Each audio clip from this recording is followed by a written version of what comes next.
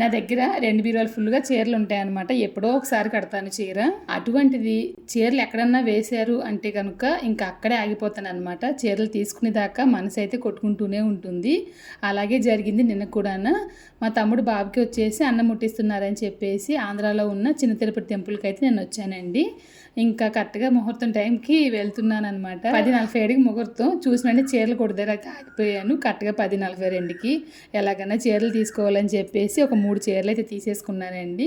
ఇంకా ఫంక్షన్ అంతా అయిపోయిన తర్వాత అయ్యో వీడియో తీయాల్సిందే అని చెప్పేసి అనిపించి మళ్ళీ వచ్చి వీడియో అయితే తీసాను అనమాట. శారీస్ అయితే చాలా బాగున్నాయి.